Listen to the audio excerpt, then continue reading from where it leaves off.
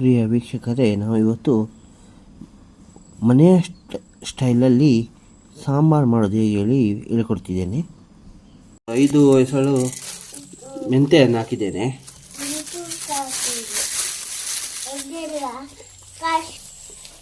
ಈ ಮೆಂತೆ ಇದಾಯಿತು ನೋಡಿ, ಸಿಡಿಯಿತು, ಹಾಕಿದ್ದೇನೆ ನೋಡಿ.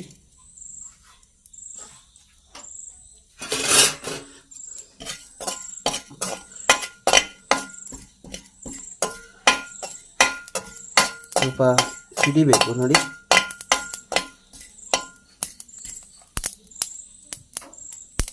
ಹಾಕ್ತಾ ಇದ್ದೇನೆ. ಕೊತ್ತಂಬರಿ ಹಾಕಿದ್ದೇನೆ.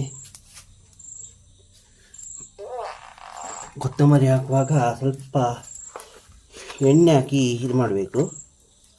ಚೂರು ಎಣ್ಣೆ, ತೆಂಗಿನ ಎಣ್ಣೆ ಹಾಕಿದ್ದೇನೆ ಚೂರು.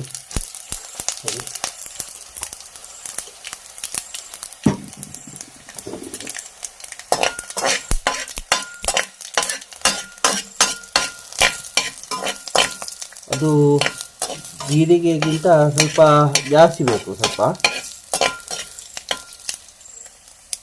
ಇಲ್ಲ, ಯಾಕೆಂದರೆ ನಾನು ತೋವೆಗೆ ಆಲ್ರೆಡಿ ಹಿಂಗೆ ಹಾಕಿದ್ದೇನೆ. ನಾನು ಮೆಣಸು ಹಾಕಿದ್ದೇನೆ ನೋಡಿ,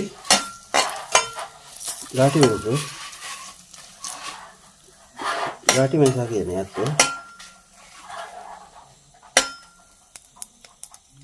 ಅದು ಎಣ್ಣೆಯಲ್ಲಿ ನಾನು ಫ್ರೈ ಮಾಡ್ತಾ ಇದ್ದೇನೆ ನೋಡಿ.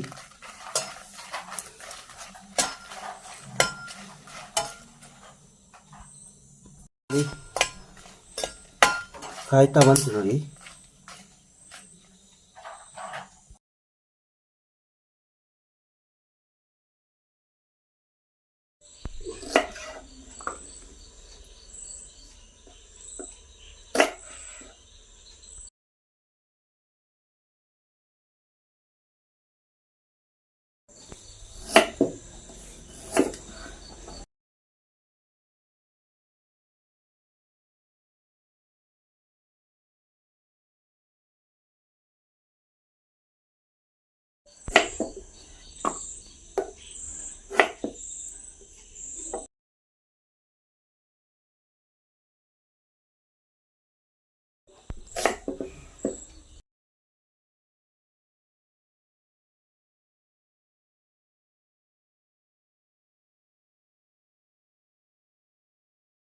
ಬೆಂಡೆಕಾಯಿಯನ್ನು ಹಾಕಿದ್ದೇನೆ ನೋಡಿ.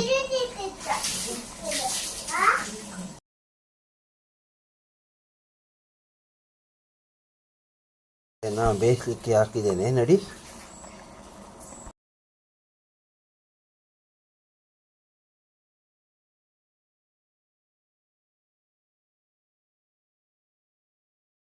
ಬೇಯಲಿಕ್ಕೆ ಹಾಕಿದ್ದೇನೆ, ಬೇಯ್ತಾ ಉಂಟು.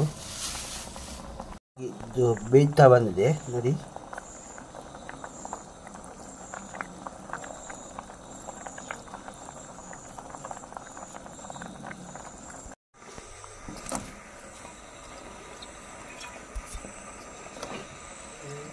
ಕ್ಯಾರೆಟ್ ಬೆಂದು ಆಗಿದೆ, ಬೇಯ್ತಾ ಉಂಟು ನೋಡಿ. ಕ್ಯಾರೆಟ್ ಹಾಕಿದ್ದು ಬೇಯ್ದಿದೆ. ಉಪ್ಪನ್ನು ಹಾಕ್ತಾ ಇದ್ದೇನೆ ನೋಡಿ. ತೋವೆ ಉಳಿದಿತ್ತು, ನಾನು ಅದನ್ನು ಬಿಸಾಡೋ ಬದಲು ನಾನು ತೋವೆಯನ್ನು ಇಟ್ಟಿದ್ದೇನೆ. ಅದರಲ್ಲಿ ನಾನೀಗ ತರಕಾರಿಯನ್ನು ಬೇಯಿಸಿ ಸಾಂಬಾರು ಮಾಡಲಿಕ್ಕೆ ಇವತ್ತು ಹೊರಟಿದ್ದೇನೆ. ಈಗ ಅದನ್ನು ತೋವೆ ಹಾಕಿದ್ದೇನೆ ನೋಡಿ. ಈ ತರಕಾರಿ ಎಲ್ಲ ಬೇಯಿಸಿದ್ದೆಲ್ಲ ಹಾಕ್ತೇನೆ ಅದರಲ್ಲಿ. ತರಕಾರಿಯನ್ನು ಬೇಯಿಸಿದ್ದನ್ನೆಲ್ಲ ತರಕಾರಿ ಎಲ್ಲ ಒಟ್ಟಾಗಿ ಹಾಕಿ ಕುಕ್ಕರಲ್ಲಿ ಇಟ್ಟಿದೆ ನೋಡಿ. ಇದು ಬೇಯಿಸಿದ್ದೆಲ್ಲ ಇದಕ್ಕೆ ಹಾಕಿದ್ದೇನೆ ನೋಡಿ. ಇದು ಕೊದಿ ಬರಲಿ ಹೇಳಿ ಇಟ್ಟಿದ್ದೇನೆ ನೋಡಿ. ಈಗ ಹಳದಿ ಹುಡಿ ಹಾಕಿದ್ದೇನೆ ಇದಕ್ಕೆ.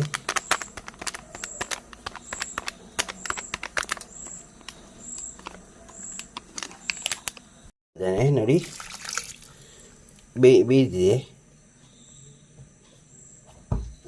ಕುದಿ ಬಂತು, ಸಾಂಬಾರು ಕುದಿ ಬಂತು ನೋಡಿ.